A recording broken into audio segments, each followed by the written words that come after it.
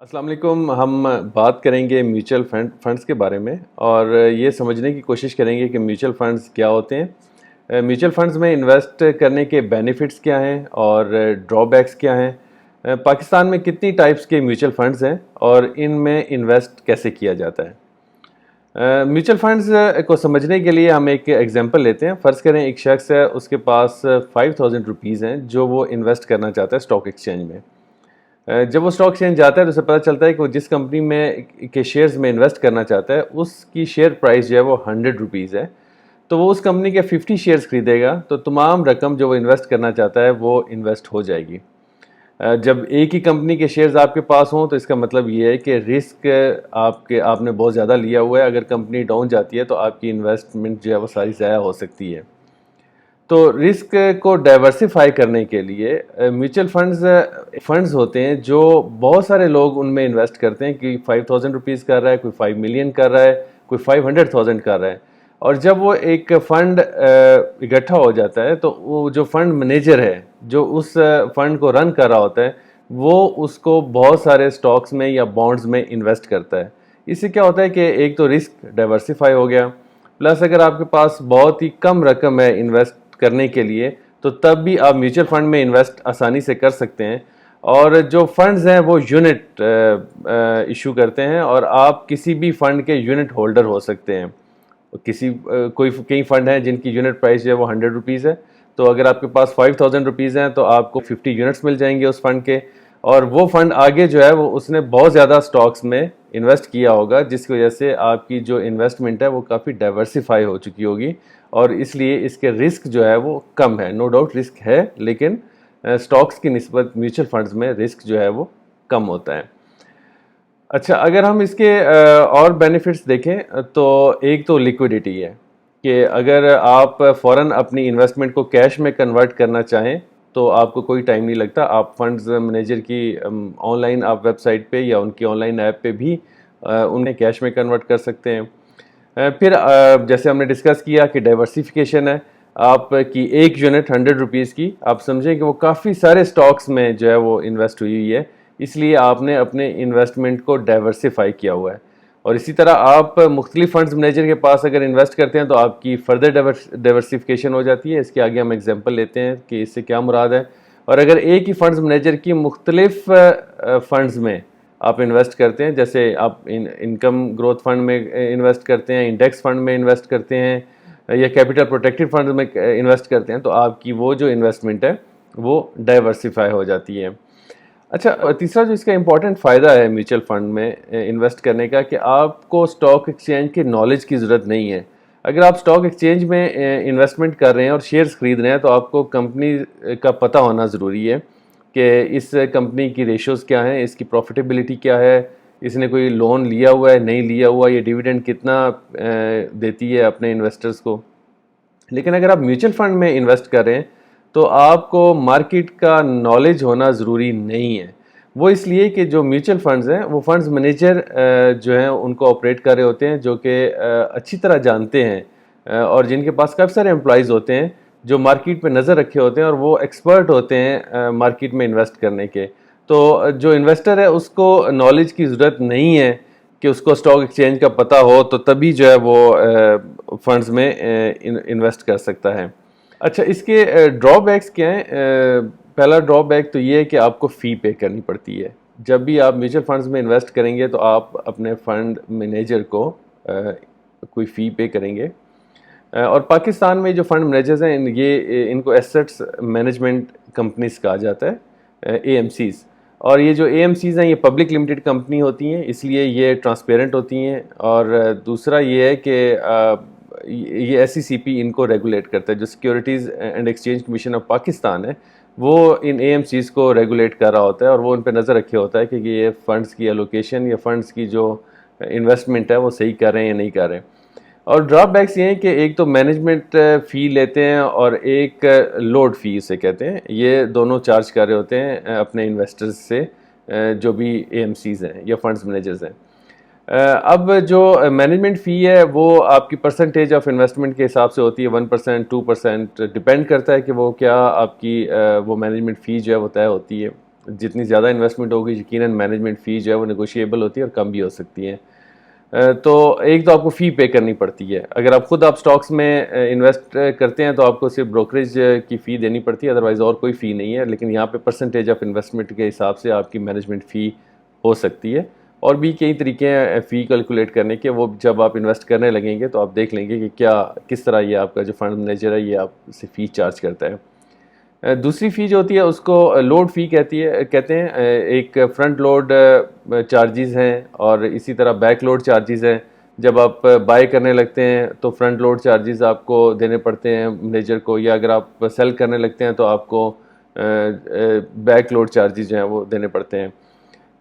بعض جو funds manager ہیں وہ لوڈ فی نہیں لیتے, انہیں کہتے ہیں کہ نو لوڈ فی انویسٹمنٹس ہیں, یونٹس ہیں. اسی طرح کچھ ریڈیمپشن چارجز بھی ہو سکتے ہیں کہ اگر آپ ریڈیم کریں تو وہ چارج کرتے ہیں. تو ایک تو یہ اس کا ڈرا بیک ہے کہ آپ نے فی پے کرنی ہے اپنے مینیجر کو یا فنڈ مینیجر کو. دوسرا یہ ہے کہ نو ڈاؤٹ اس کے ساتھ رسک ایسوسیٹیڈ ہے. آپ یہ بالکل نہیں کہہ سکتے جو میوچل فنڈز ہیں وہ بالکل رسک فری ہیں اور جو اسٹاک ایکسچینج میں شیئرز کی ٹریڈنگ ہے وہ رسکی ہے. ایسا بالکل نہیں ہے. میوچل فنڈز بھی اگر آپ کا فنڈ مینیجر جو ہے وہ غلط جگہ پہ انویسٹ کر دیتا ہے تو آپ کی انویسٹمنٹ ضائع ہو سکتی ہے. اس لیے جب بھی آپ میوچل فنڈز میں انویسٹ کرنے لگتے ہیں تو سب سے پہلے اپنا فائنینشیل پلان بناتے ہیں کہ آپ کا انویسٹمنٹ پلان کیا ہے, اور اس کے بعد آپ اپنی رسک ٹالرنس چیک کرتے ہیں. اور رسک ٹالرنس پہ بھی میں نے ایک ویڈیو بنائی ہوئی ہے, وہ آپ دیکھ سکتے ہیں اس کو کہ آپ اپنا رسک ٹالرنس جو ہے وہ کیسے کیلکولیٹ کر سکتے ہیں. تو ایک ڈرا بیک یہاں پہ یہ بھی ہے کہ یہ کسی حد تک رسکی ہیں میوچل فنڈز جو ہیں. اچھا, ایک جب بھی آپ میوچل فنڈز میں انویسٹمنٹ کرنے لگیں تو ایک ٹریڈ باڈی ہے, تمام جو میوچل فنڈز کے کمپنیز ہیں, ایسٹس مینجمنٹ کمپنیز ہیں ان کی, اسے کہتے ہیں اس کا نام ہے mutual funds association of Pakistan. اس جو یہ ویڈیو ہے اس کی ڈسکرپشن میں اس کی ویب سائٹ کا لنک بھی دے رہا ہوں. تو وہاں پہ آپ تمام جو اس کے ممبرز ہیں mutual funds association of Pakistan کے, ان کے تمام کی جو ڈفرینٹ فنڈز ہیں ان کی یونٹ پرائسز آپ چیک کر سکتے ہیں, ان کی پرفارمنس آپ چیک کر سکتے ہیں.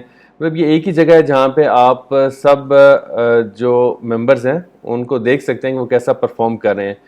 اور جو آپ کی پاسٹ میں اگر کسی فنڈ مینیجر کی اچھی پرفارمنس ہے تو یہ گارنٹی نہیں ہے کہ وہ فیوچر میں بھی اچھا پرفارم کرے گا. لیکن نو ڈاؤٹ یہ آپ کو ایک آئیڈیا دیتا ہے کہ یہاں کے جو فنڈ مینیجرز ہیں اس فنڈ کے وہ اچھا پرفارم کر رہے ہیں, ان کی مارکیٹ پہ گرپ زیادہ ہے, وہ مارکیٹ کے اتار چڑھاؤ کو بہت اچھی طرح سمجھتے ہیں, اس لیے ان کی پرفارمنس بہتر ہے. نو ڈاؤٹ یہ گارنٹی نہیں ہے کہ وہ فیوچر میں بھی ویسا ہی پرفارم کریں گے. تو آپ اگر mutual funds association of Pakistan کی ویب سائٹ پہ آپ جائیں گے تو وہاں پہ تمام جو یونٹ پرائسز ہیں وہ وہاں پہ مینشن ہے اور وہ ڈیلی اپڈیٹ ہوتی ہیں, ڈیلی جو یونٹس اوپر یا نیچے جاتی ہیں. اچھا, اگر ہم میوچل فنڈز کی ٹائپس کو دیکھیں تو بہت ساری قسم کی میوچل فنڈز پاکستان میں موجود ہیں, لیکن جو براڈلی اگر ہم ان کو کیٹیگرائز کریں تو وہ 3 ٹائپس کے ہوتے ہیں. پہلے وہ فنڈ جن کو ہم ایکویٹی فنڈز کہتے ہیں, یہ وہ فنڈز ہوتے ہیں جو سٹاک مارکیٹس میں شیئرز میں انویسٹ ہوتے ہیں. دوسرے فنڈ کو ہم جو ہے ڈیٹ فنڈز آپ کہہ لیں, یہ جو گورنمنٹ سیکیورٹیز ہیں یا جو بانڈز ہیں ان میں ان کی انویسٹمنٹ ہوتی ہے. اور تیسرے جو فنڈز ہوتے ہیں وہ بیلنسڈ فنڈ ہوتے ہیں, مطلب کچھ جو ہے وہ سٹاک مارکیٹ میں انویسٹمنٹ ہوتی ہے ان کی سٹاکس میں آپ کہہ سکتے ہیں, اور کچھ جو ہے وہ ان کی بانڈز میں انویسٹمنٹ. اچھا, اس کے علاوہ جو فنڈز ہیں اگر ہم فردر ان کو دیکھیں تو کچھ کو ایسٹ ایلوکیشن فنڈ کہتے ہیں, یہ بہت سارے ایسٹس میں انویسٹمنٹ کرتے ہیں. یہاں پہ جو فنڈز مینیجر ہیں تو ان کو ہم ایسٹس ایلوکیشن فنڈ کہیں گے. کچھ کو ہم انڈیکس فنڈز کہتے ہیں. انڈیکس فنڈز جو ہے وہ کسی بھی انڈیکس کے ساتھ ایسوسیٹیڈ ہوتا ہے. فرض کریں وہ کہہ سکتے ہیں کہ KSE 30 اگر انڈیکس پہ آپ فنڈز لگا دیتے ہیں, جب KSE 30 جو ہے وہ فنڈ انڈیکس جو ہے وہ اوپر جائے گا تو آپ کی یونٹ پرائس بڑھے گی, اور جب وہ نیچے جائے گا تو آپ کی یونٹ کی پرائس جو ہے وہ کم ہوگی. اسی طرح اگر آپ اپنا جو پرنسپل اماؤنٹ ہے جتنی آپ انویسٹ کر رہے ہیں کسی بھی میوچل فنڈ میں اس کو پروٹیکٹ کرنا چاہتے ہیں تو کافی سارے فنڈز مینیجر جو ہیں وہ کیپٹل پروٹیکٹڈ فنڈز بھی آفر کرتے ہیں. تو آپ ان میں انویسٹ کر سکتے ہیں. اس میں آپ کا جو پرنسپل اماؤنٹ ہوتی ہے وہ جو ہے بالکل پروٹیکٹڈ ہوتی ہے. اسی طرح کچھ فنڈز آف فنڈز ہوتے ہیں. فنڈ آف فنڈز کیا ہوتے ہیں کہ یہ وہ میوچل فنڈز ہوتے ہیں جو دوسرے میوچل فنڈز میں جا کے انویسٹمنٹ کرتے ہیں. تو جب بھی آپ دیکھیں گے کسی بھی کوئی نام دیکھیں گے فنڈ کا، تو اس سے آپ کو پتہ چل جائے گا کہ یہ کون سا ہے. یہ انڈیکس فنڈ ہے، یہ ایسٹ ایلوکیشن فنڈ ہے، یہ منی مارکیٹ فنڈ ہے، یا یہ سٹاکس کا فنڈ ہے. تو اس کے نام سے آپ کو پتہ چل جاتا ہے کہ یہ وہ فنڈ ہے. اب آپ انویسٹ کرنے سے پہلے دیکھیں گے کہ کون کون سے فنڈز مینیجر ہیں. اکثر بینکس جو ہیں ان کی اپنی ایسٹس مینجمنٹ کمپنیز بھی ہیں. فرض کریں حبیب بینک ہے تو حبیب بینک کی اپنی ایسٹ مینجمنٹ کمپنی ہے، عسکری بینک کی ہے، الائٹ بینک کی ہے. کافی سارے بینکس کی اپنی ایسٹ مینجمنٹ کمپنی ہے. مطلب وہ بینکس نہیں ہیں، انہی بینکس کی کمپنیز ہیں، ڈیفرنٹ کمپنیز ہیں جو ایسٹس کو مینیج کرتی ہیں. اسی طرح کچھ ہیں جو انڈیپینڈنٹ میوچل فنڈز ہیں جن کے کسی بینک سے تعلق نہیں ہے، وہ انڈیپینڈنٹ ہیں. ویسے بھی ہیں جیسے AWT کا ہے. اور یہ ان ویڈیوز میں جہاں پہ ہم انویسٹمنٹ کی بات کریں گے وہاں پہ میں کبھی آپ کو یہ نہیں کہوں گا کہ آپ فلاں فنڈ میں انویسٹ کریں یا فلاں سٹاک میں انویسٹ کریں. یہ آپ نے خود اسیس کرنا ہے، کیونکہ ہر بندے کی رسک ٹالرنس جو ہے وہ ڈیفرنٹ ہے. اس لیے میں کسی فنڈ کو پروموٹ بھی نہیں کروں گا یا کسی سٹاک کو پروموٹ بھی نہیں کروں گا کہ فلاں سٹاک جو ہے وہ بہت اچھا جا رہا ہے، بہت اچھا پرفارم کر رہے ہیں. ڈسکس کر سکتے ہیں لیکن اس کا یہ مطلب نہیں ہے کہ آپ اس میں جا کے انویسٹ کریں. انویسٹمنٹ ڈیسیژن آپ نے اپنے حالات، اپنی انویسٹمنٹ، اپنے کیپٹل اور ان چیزوں کو دیکھ کے لینا ہوتا ہے، اور وہ ہر انڈیویجول ٹو انڈیویجول جو ہے وہ ویری کرتی ہیں. تو اس طرح UBL میں اگر ہم جائیں تو UBL کے آگے بہت سارے فنڈز ہیں. بینک الفلاح میں جائیں تو بینک الفلاح کا کیپٹل پروٹیکٹڈ فنڈ ہے، اس کا انکم فنڈ ہے. اسی طرح اگر ہم انڈیپینڈنٹ فنڈز مینیجرز میں جائیں تو AKD کا کیش فنڈ ہے. تو اس طرح آپ کے پاس بہت ساری چوائسیز اویلیبل ہیں. اچھا، جب آپ انویسٹ کرنے لگیں تو ایک تو آپ دیکھیں گے کہ آپ کے پاس انویسٹمنٹ کتنی ہے، ٹوٹل آپ کتنی اماؤنٹ جو ہے وہ میوچل فنڈز میں انویسٹ کریں گے. اور اس کے بعد آپ دیکھیں گے کہ آپ نے کس کس فنڈ میں انویسٹ کرنا ہے. تو اس کی آپ تھوڑی سی پاسٹ پرفارمنس دیکھ لیں، اس کا نام دیکھ لیں مارکیٹ میں کیسا ہے. اچھا، نیشنل بینک کا نافا فنڈ ہے، وہ بھی بڑا مشہور ہے، پاپولر ہے پاکستان میں. اس طرح آپ کافی سارے فنڈز کو چیک کر سکتے ہیں کون سا ہے، لیکن ڈیفینیٹلی آپ نے ڈیسیژن فٹیگ میں نہیں جانا. آپ نے کوئی ڈیسائیڈ کرنا ہے اور پھر آپ نے اس میں انویسٹ کر دینا ہے.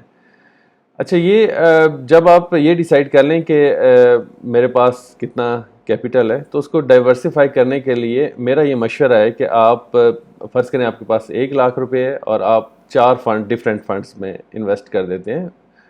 فرض کرتے ہیں ہم، فرض کریں آپ UBL کے فنڈ میں، کچھ ABL کے فنڈ میں، کچھ MCB کے فنڈ میں، اور کچھ نافا میں آپ انویسٹ کر دیتے ہیں. تو آپ نے فردر اپنی جو رسک ہے یا اپنی انویسٹمنٹ جو ہے اس کو ڈائیورسیفائی کر دیا. اب آپ کی انویسٹمنٹ 4 فنڈز میں ہے. اب یہ انویسٹمنٹ آپ کریں گے کیسے؟ ایک سمپل فارم ہوتا ہے، اسے آفر فارم کہتے ہیں. نو ڈاؤٹ اس کے ساتھ آپ نے پڑھنا ہوتا ہے کہ کیا کیا یہ آپ سے چارج کریں گے. وہ آپ نے فارم فل کرنا ہوتا ہے، اور منیمم اماؤنٹ آپ 5000 روپیز بھی انویسٹ کر سکتے ہیں کسی میوچل فنڈ میں. تو آپ وہ فارم فل کریں گے، فارم آپ جمع کروائیں گے. تو KYC جسے کہتے ہیں، نو یور کسٹمر، یہ ایک اسٹیٹ بینک کی پروڈینشیل ریگولیشنز ہے کہ ہونی چاہیے کہ کسٹمر کو پتہ چلے کہ کہیں پہ کوئی ٹیررزم فائنینسنگ یا کوئی منی لانڈرنگ یا کوئی ایسا اسپیکٹ انوالو تو نہیں ہے جو انویسٹر انویسٹ کرنے جا رہے ہیں. تو KYC ہوگا اور آپ کا اکاؤنٹ اوپن ہو جائے گا. اس کے بعد یہ جو فنڈز مینیجرز ہیں آج کل انہوں نے بہت سہولت دی ہوئی ہے کہ آپ ان کی جو موبائل ایپ ہے یا آپ ان کی جو ویب سائٹ ہے وہاں سے بھی آپ ایلوکیٹ کر سکتے ہیں. فرض کریں آپ کی سیلری ایک اکاؤنٹ میں آ رہی ہے اور اسی بینک کا جو سسٹر کمپنی ہے ایسٹ مینجمنٹ کمپنی، وہاں پہ ہی آپ کی میوچل فنڈز آپ نے لیے ہوئے ہیں اس کے.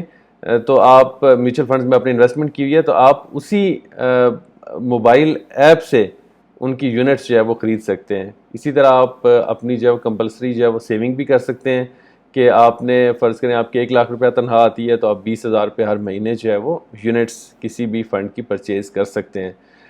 تو ایک دفعہ جب آپ کا اکاؤنٹ اوپن ہو جاتا ہے تو اس کے بعد جو ہے وہ انویسٹمنٹ بہت آسان ہوتی ہے کہ آپ جسٹ ایک کلک سے جو ہے اس کی یونٹس کو بائی کر سکتے ہیں. اس کے بعد آپ کی اسٹریٹجیز 3 قسم کی ہوتی ہیں. ایک لانگ ٹرم اگر آپ انویسٹ کرنا چاہیں، لانگ ٹرم مینز آپ 5 ایئرز سے زیادہ انویسٹ کرنا چاہیں تو یہ ایک لانگ ٹرم انویسٹمنٹ ہم سمجھ لیتے ہیں. اس میں آپ رسک زیادہ لے سکتے ہیں. اچھا کچھ میڈیم جو ہے وہ پیریڈ کے لیے جیسے 2 to 5 ایئرز ہے تو آپ کی ڈفرینٹ اسٹریٹجی ہوگی. اگر آپ شارٹ ٹرم کے لیے کرنا چاہیں تو اس کا سب سے بہتر یہ ہے کہ آپ سیکیورٹیز ہیں جو فنڈ ڈیل کرتے ہیں یا جو ٹریجری بلز جو فنڈز خریدتے ہیں گورنمنٹ کے جو سیکیور ہوتے ہیں تو ان میں کریں گے تو ڈیفینیٹلی آپ کو ریٹرن بھی ملے گا اور آپ کی جو انویسٹمنٹ ہے وہ کسی حد تک پروٹیکٹڈ بھی ہوگی. تو یہ ڈیپینڈ کرتا ہے کہ جب بھی آپ اپنی اسٹریٹجی بنانے لگے انویسٹمنٹ کی تو پھر آپ دیکھیں گے کہ آپ نے کس جو ہے وہ فنڈ میں جو ہے وہ انویسٹ کرنا ہے. آپ کی جو فائنینشیل گروتھ ہے اس کے 2 ہی طریقے ہیں, یا آپ بزنس کریں تو آپ کے فائنینشلی گرو کریں گے, یا دوسرا طریقہ یہ ہے کہ آپ انویسٹمنٹ کریں. تو اس لیے انویسٹمنٹ کرنا جو ہے وہ بہت ضروری ہے تاکہ آپ فائنینشیل انڈیپینڈنس اچیو کر سکیں. بہت شکریہ.